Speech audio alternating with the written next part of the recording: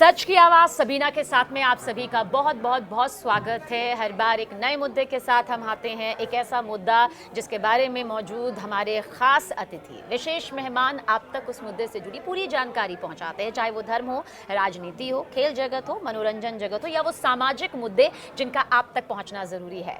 मेरे ख्याल से अब आप परिचय के भी मोहताज नहीं हैं। अब तो अगर आप धर्म से जुड़े हैं तो फिर भविष्यवाणियों का वो अंबार सुमिताचार्य जी के जरिए वक्त वक्त पर सामने आता रहा है। सबसे पहले बहुत बहुत स्वागत है आपका और हर हर महादेव, क्योंकि इसी से सुमिताचार्य शुरुआत करते हैं अपनी हर सुबह की। क्या मैं सही कह रही हूँ? हर हर महादेव। हर हर और महादेव। बहुत बहुत धन्यवाद अपने पटल पर आमंत्रित करने के लिए सबीना जी। बिल्कुल, देखिए हम भविष्य के बारे में तो बात करेंगे और उन भविष्यवाणियों की भी बात करेंगे जो आपकी पूरी भी हुई है, जो आपकी पूरी नहीं भी हुई है, जिसे लेकर आप विवादों के घेरे में भी रहे हैं और जिसे लेकर आपने खूब सारी सुर्खियां भी बटोरी। और अब आने वाला 5 महीने यानी कि साल 2027 से पहले कि ये 5 महीने कौन कौन सी भविष्यवाणियां हैं जो सबसे बेहतर है और जो सबसे खतरनाक है। लेकिन सुमित जी, क्योंकि बहुत सारे इल्जाम भी आप पर लगते रहे हैं, ऐसे में हम आज दर्शकों तक ये क्लियर कर देना चाहते हैं कि आपका सफर शुरू हुआ कैसे।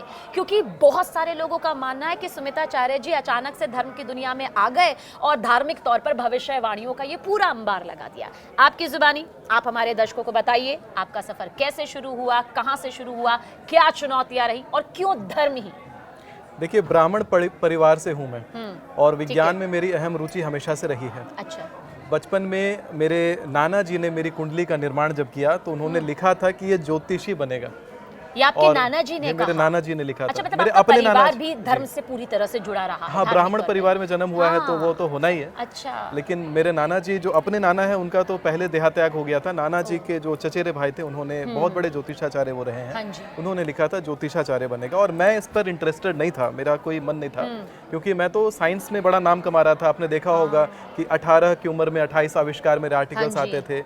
पानी से चलने वाली कार का आपने सुना होगा, वो एक्सपेरिमेंट मेरा ही कंडक्ट किया हुआ था। जी हाँ, मेरा था। हाँ, अच्छा। हाँ, मैं कक्षा 10वीं में पढ़ता था तब। उसके बाद तो विज्ञान और धर्म तो एक दूसरे से बिल्कुल अलग है। अलग नहीं है। अरे, अगस्त संहिता लिखा गया, अगस्त मुनि ने लिखा था बैटरीज कैसे बनता है, विद्युत कैसे बनता है। आप धर्म के जानकार मानते हैं ना, हम जैसे आम इंसान सोचते हैं एक वैज्ञानिक, एक धर्माचार्य या ज्योतिषाचार्य कैसे बन सकता है। मैं गंगा जी में डूब गया था। अच्छा। मणिकर्णिका घाट पर। और कौन से साल की बात होगी? ये बात 2019 की है। अच्छा। मैं वहाँ डूबा और डूबने के बाद जब मेरी जान एक तरीके बच गई गंगा नदी में, तो मेरा सब मोह भंग हो गया इधर से और मेरा इच्छा हुआ कि मैं प्रॉपर साधना में जाऊंगा। ये एक नए जन्म के तौर पर हुआ? नए जन्म के तौर पर मानिए, क्योंकि मैंने 2 साल तक बकायदा साधना करी और उसके बाद फिर मैंने ये धर्म का प्रचार शुरू किया। साधना कहाँ की आपने? साधना मैंने बिहार में करी। बिहार में की? बिहार में कहाँ पर? बिहार में उमगा धाम है। हमारा जो पैतृक स्थान रहा बिहार रहा, लेकिन हम लोग 2-3 पीढ़ी से बिहार में रहे। अच्छा, अच्छा। लेकिन मेरा इच्छा हुआ कि वहीं पर जाकर के इसको करना। आपने साधना की? साधना करी, हाँ। तो देवी का साधक मैं रहा हूँ और शंकर जी का भी साधक रहा हूँ। अच्छा। हाँ, लोगों को भी साधनाएं सिखाता भी हूँ अपने इंस्टाग्राम पर। कई बार अपने सोशल मीडिया पर रात को 2 बजे मेरी रात्रि पूजा मैं प्रतिदिन करता हूँ। हाँ, मैंने देखा है। रात्रि पूजा का एक कवच भाग होता है, कवच सुना करके बाकी पूजा मैं बाद में करता हूँ। तो ये मैं करता हूँ कई बार। हालांकि ये जो चीज़ है विज्ञान जो है, मैंने ये देखा कि हमारे जो पुराण है, नारद पुराण है, वराह पुराण है, इसमें जितना विज्ञान है वो विज्ञान अभी प्रेजेंट का विज्ञान उससे बहुत ज़्यादा पीछे है। क्योंकि रिसर्च आप अगर इसको ट्रांसलेट भी कर दें तो हर बार एक रिसर्च पेपर तैयार होगा। कक्षा 7वीं में पढ़ता था, मेरे 2 रिसर्च पेपर पब्लिश हुए थे।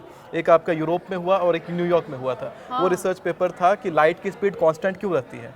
तो वो रिसर्च भी मैंने शास्त्र से निकाले। तो अभी भी सबको कहता हूँ कि शास्त्र पढ़िए, वहाँ से रिसर्च निकलेगा और वहीं से आप बहुत बड़ा नाम कमा सकते हैं। अच्छा सुमित जी, आप क्या मानसिक तौर पर उस शांति को महसूस करते हैं? क्योंकि जिस सफ़र का आप जिक्र कर रहे हैं, मैंने उस सफ़र में ये भी बहुत सारे जो इन दिनों आपको ट्रोलर्स का सामना करना पड़ रहा है, क्या उसके पीछे की वजह ये है कि वो आपके सफ़र को जानते नहीं हैं कि आपने कैसे यहाँ पर पहुँचे हैं? क्योंकि अब लोगों के दिमाग में अच्छा 6 महीने की पढ़ाई कर ली होगी, एक कुंडली देखना आ गया होगा, इसलिए ये भविष्यवाणियाँ कर दी होंगी। लेकिन क्या आप बताना चाहेंगे कि सिर्फ ऐसा नहीं रहा आपका सफ़र? जो इल्ज़ाम आप पर लगते हैं ये बिल्कुल झूठ नहीं है, बहुत इल्ज़ामों का सामना इस वक्त आप कर रहे हैं। देखिए, पहले तो जो इल्ज़ाम लगाते हैं उनको तो बड़ा दिल से नमन है, क्योंकि जो निंदक होते हैं, जो आपके शत्रु होते हैं, वो आपको असुरक्षा के घेरे से निकाल करके सुरक्षित करवा देते हैं। ये मुझे बहुत प्रभावित करती है। वो ये सुरक्षा मैं के बहुत घेरे पर्सनल में लेवल पर कह रही हूँ, मुझे बहुत प्रभावित करती है सुमित जी के बाद। अपने ट्रोलर्स को कभी बुरा नहीं बोलते हैं, मतलब ये भी हिम्मत चाहिए, पर मन नहीं करता जो इतना एक जो धर्म का प्रचार प्रसार कर रहे हैं उन्हें इतनी कई बार आप शब्दों का इस्तेमाल आपके लिए करते हैं या अपमानजनक करते हैं। आपके फॉलोअर्स भी बहुत हैं जो आपको बहुत प्यार करते हैं, ढेर सारा प्यार करते हैं। मैं बात सिर्फ उन ट्रोलर्स की कर रही हूँ। कभी कभी इच्छा होती है, ऐसा नहीं है, लेकिन फिर लगता है कि नहीं, समाज को अगर आपको सही दिशा दिखानी है तो इस प्रकार का एक्शन लेना या किसी प्रकार से किसी को अनाप शनाप बोलना अच्छी बात नहीं होती।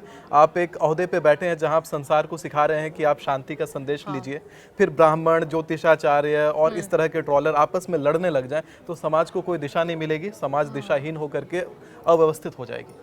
सुमित जी, लेकिन क्या आपके परिवार का, आपके दोस्तों का, आपके अपनों का पूरा साथ मिला कि आप एक वैज्ञानिक दृष्टिकोण को छोड़कर पूरी तरह से धार्मिक दृष्टिकोण में आ जाए?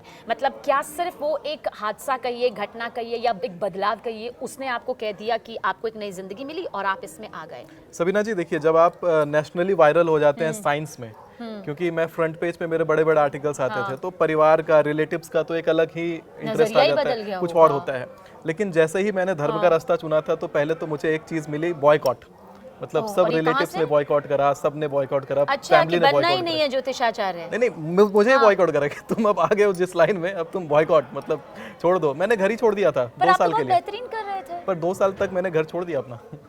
और उसके साधना साधना के लिए छोड़ा एक तो बीच में, उसके बाद भी मुझे 2 साल और मैंने घर छोड़ा। मतलब ऐसे अमूमन देखा जाए तो 4 साल के लिए मैं बाहर रहा। तो ऐसा क्यों? मतलब फिर तब परिवार को लगा नहीं कि उनके घर का बच्चा कहाँ गया होगा, क्या हुआ होगा, या कैसे वो अलग, ये क्या प्रेशर? कनेक्ट में था, कनेक्ट में सबके था, लेकिन अब चूंकि देखिए होता है कि आप जब होनहार हो, 10th में मेरा 94% आया था नंबर, और फिर मैंने ले लिया ड्रॉप आउट। तो ड्रॉप आउट लेना एक बड़ा डिसीजन होता है भारत में। हालांकि लोगों ने बड़ी सराहना करी ड्रॉप आउट होने की, क्योंकि जब आपका गोल क्लियर होता है तभी आप ड्रॉप आउट लेते हैं। और ये खुद से फैसले कर रहे थे आप? मेरा सारा फैसला खुद का होता है। खुद से अचानक से? हाँ, अचानक से। मेरा रहा कि एजुकेशन सिस्टम मुझे समझ नहीं आता। मैंने पहले बहुत सारी चीजें पढ़ी थी, कॉलेजेस में भी पढ़ाया मैंने एज अ एक्सपर्ट जाकर के मैंने कई सारे लेक्चर्स वहाँ लिए। लेकिन अब जो अंदर से एक कहते हैं ना सेटिस्फैक्शन मिलता है जिस काम को करने का, वो कहीं एकेडमिक्स था ही नहीं। तो अब सुकून मिल रहा है? बड़ा सुकून है, मुझे अच्छा लगता है ये करना। पर इस बात का कि खुशी ज़्यादा होती है कि इतने मिलियन फॉलोअर्स, इतने लोग आपको मानते हैं, आपसे राह के लिए पूछते हैं कि आगे क्या किया जाए, या फिर इस बात का ज़्यादा दुख होता है कि अब भी लोग समझ नहीं पा रहे? जी, कहते हैं ना कि विप्र प्रसादात धरणी धरोहम, विप्र प्रसादात कमलावरोहम, विप्र प्रसादात अजिता जितोहम, विप्र प्रसादात मम राम नाम। भगवान राम ने भी विप्र को इतनी बड़ी संज्ञा दी है कि विप्र के प्रसाद से वो सब कुछ प्राप्त कर लेते हैं। चाहे उनको धरणी को धारण करना हो, भूमि को धारण करना हो, चाहे लक्ष्मी को पत्नी के रूप में प्राप्त करना हो, चाहे ना जीतने वाले युद्ध को जीतना हो, तो सब जगह ब्राह्मणों को इतनी श्रेष्ठता मिली है। तो ब्राह्मण होते हुए मेरा भी कर्तव्य बनता है कि समाज को दिशा दिखाने का काम किया जाए। जो हमारे कुल ने पहले किया, जो हमारे सभी पीढ़ियों ने पहले किया, उस काम को ही पकड़ना मुझे सर्वश्रेष्ठ लगा। और इसलिए मुझे बड़ा अंदर से अच्छा लगता है कि ऐसा लगता है पितरों का कहीं आशीर्वाद प्राप्त होता है। कहीं ना कहीं मेरे पितरण चाहते होंगे, देवता चाहते होंगे कि इसी तरह के काम में लग जाओ।